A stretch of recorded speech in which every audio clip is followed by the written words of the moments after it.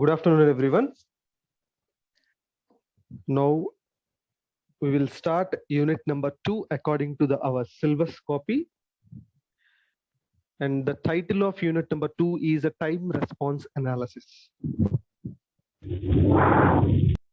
So time response analysis. So we need to analyze the time response of the given control system. That's what the name of the unit decides. First, we will see the syllabus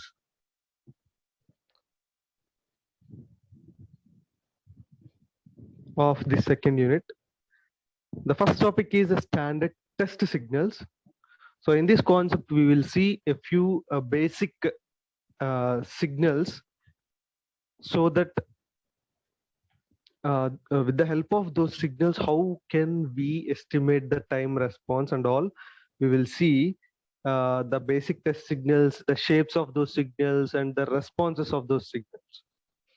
And in the second concept, that is time response of first order systems, the characteristic equation of the feedback control system. So here we will see the first order system. We will estimate the transfer function of the first order system with the different input signals, and we will verify the output response with respect to time. And the next topic, the transient response of second order systems. Here also, in the second concept, we will see for the first order systems. In this concept, we will see the same for the second order system. Before that, what is order, that we will also learn in this concept. What is order of the system? What is how we will decide the order of a control system, that also we will learn. And next, the time domain specifications.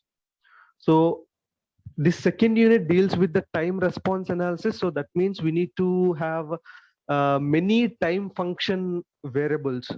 So we need to know what are those specifications, how we will specify a few variables in the time domain, how we are going to calculate those time variables and all. We will see in this concept, which is time domain specifications. And coming to the steady state response, where we will get the steady state response, and what are the steady state errors, and how we can estimate the steady state errors, and also about the steady state error constants, and how we can calculate these steady state error constant.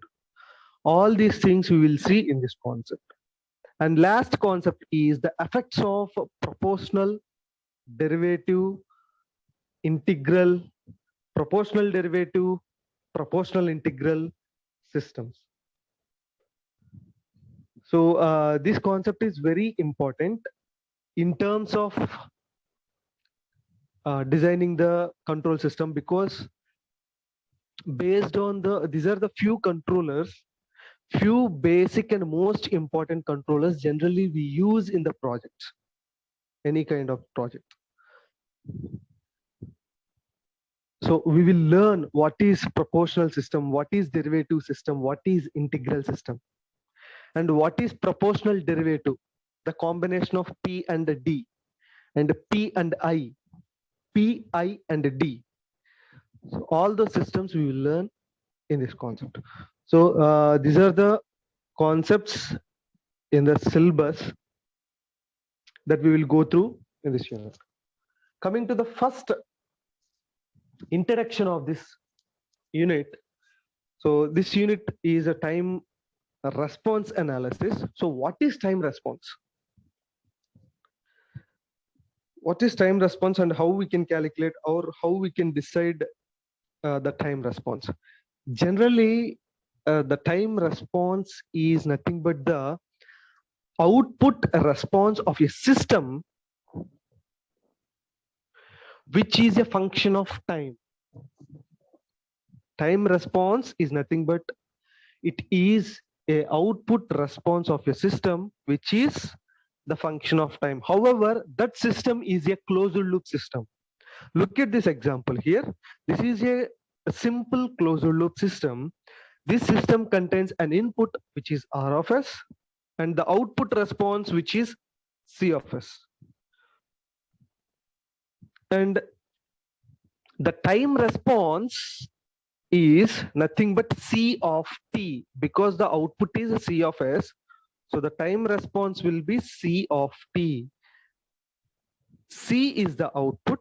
When we express our output in terms of time, then it will determine, or simply it will give the time response of this control system.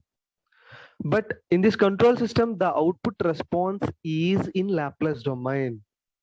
So what we do, we have to convert this Laplace domain into time domain by applying inverse Laplace transformations. By applying, so this is the conversion that we need to use to convert this Laplace domain response into a time domain response. So we need to apply a inverse Laplace transform to convert the output Laplace to convert the output response into a time domain response. Simple. Okay, so this is one way of calculating the time response. Means with the help of a,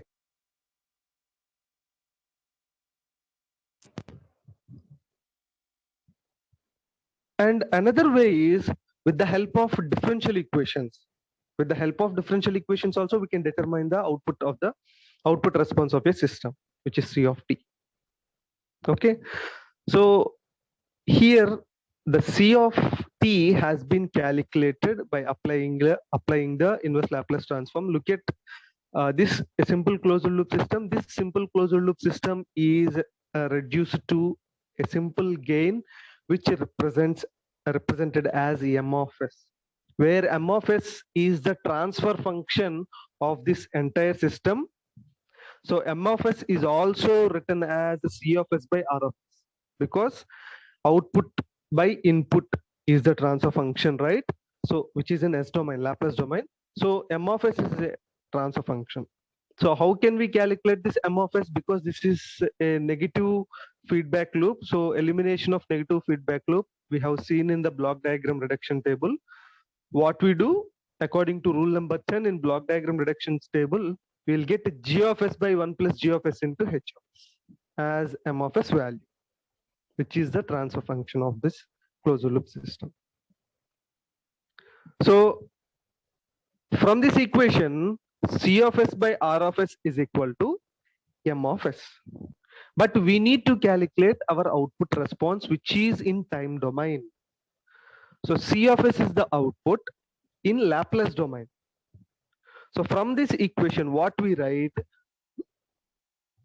take this R of S this side, so that we will get the output response in S domain as C of S is equal to R of S into M of S, where R of S is the input signal and M of S is the entire transfer function of this block diagram. So we need to know the input and we need to know the transfer function in order to determine the output response. Or simply we can say like this also. The output response definitely depends upon input and the transfer function of the system. So if we vary the input, the output response will vary. If we vary the transfer function, then the output response will also vary. So these two are the variable parameters in order to control the output response. Like this also we can say. However, this is in S domain. We need to get this response in time domain. So what we do, we apply inverse Laplace transform. So C of T, which is inverse Laplace transform of C of S. So we need to apply inverse Laplace transform to this R of S into M of S. So this is how we can attain the output response in time domain. So in the first order systems and second order system, we will do the same process. We'll have a control system. So we will calculate the transfer function of that particular system, and we know what is the input. Input and the transfer function is given. Then we apply inverse Laplace transform to get our control system output response in time domain. Okay, but this time response generally denoted or represented in two parts. This this time response is represented in two parts, and the first part is a transient response, and the second part is a steady state response. Transient response and steady state response. So what is transient response? A transient response is the response of the system when the input is changing from one state to another state or one position to another position. So if the input is keep on changing, then the output will also keep on changing. So that means the response of that particular output will called as a transient response time. So this transient response time will occur when the input changes from one state to another state. So that means the input is not constant, the input is varying continuously. So we will get the transient response. Simply we can say like this. And what about the steady state response? The steady state response time is nothing but the time when the response reaches to infinity. The time when the output response reaches to infinity. That time is called as steady state time. Theoretically, we can define steady state time like this. So in each and every time response analysis, we will have these two times. Simply, we know sinusoidal signal, and we can draw sinusoidal signal like this. And we can repeat this signal number of cycles like this continuously. We will repeat the same signal like this. At the time it reaches to infinity also, the signal will be like this. That means what? This sinusoidal response is under steady state condition. But at the time of starting, the sinusoidal waveform is not as the ideal one. Maybe it is growing like this. The magnitude or the amplitude of the sinusoidal response may grow at the time of starting, which means when the time is 0, maybe the sinusoidal signal is 0. At where the time is greater than 0, which means a 0 plus, we can say, then the supply is going to start and the sinusoidal signal is going to build like this.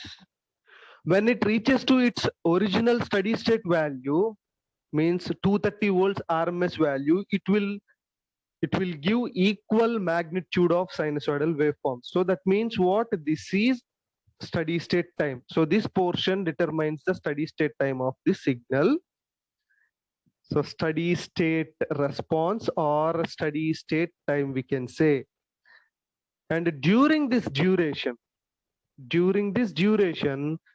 the signal is not constant. Simply we can say this is transient response of the signal, because the signal is continuously changing with respect to time. So this is transient state and this is a steady state, because the signal is stabilized and the same cycles we are getting